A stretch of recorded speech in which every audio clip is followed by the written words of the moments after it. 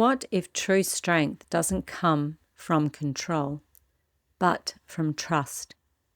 In this episode, I reflect on motherhood, protection, and autonomy after a conversation with my daughter.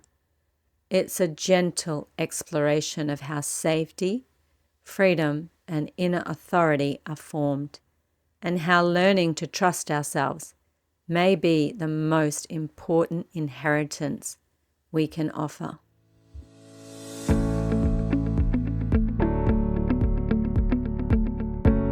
Welcome. Today I want to share a reflection that arrived through motherhood, but speaks to womanhood, teaching, and how we learn to trust ourselves in life.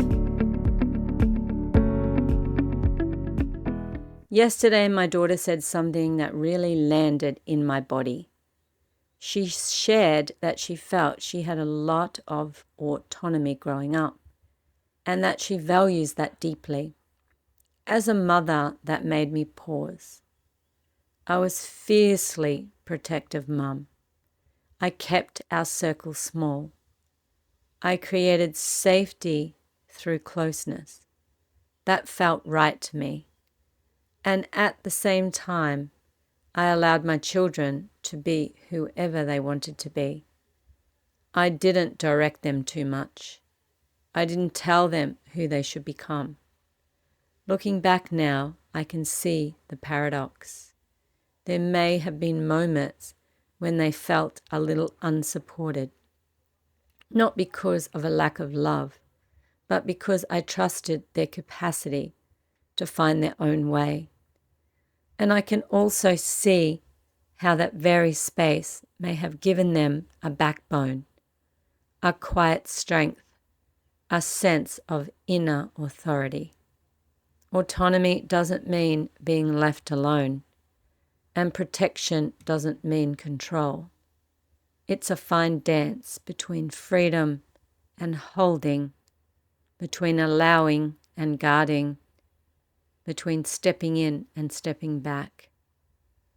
What I'm beginning to understand more deeply now is this: when we become aware, when we quieten the noise, women in particular have extraordinary instincts.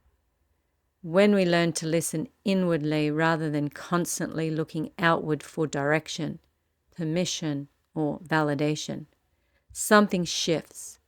We begin to trust ourselves, and that trust becomes the place we live from. Not fear, not control, not rebellion, but an embodied knowing that says, I can meet life from here. Perhaps the invitation for all of us as women, as mothers, as teachers, is not to choose between protection or freedom, but to grow in awareness, to notice when fear is guiding our choices and when trust is ready to take the lead.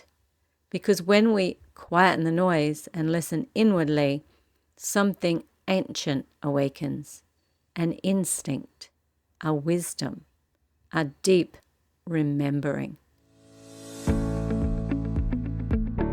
And from that place, we don't need to be controlled or directed.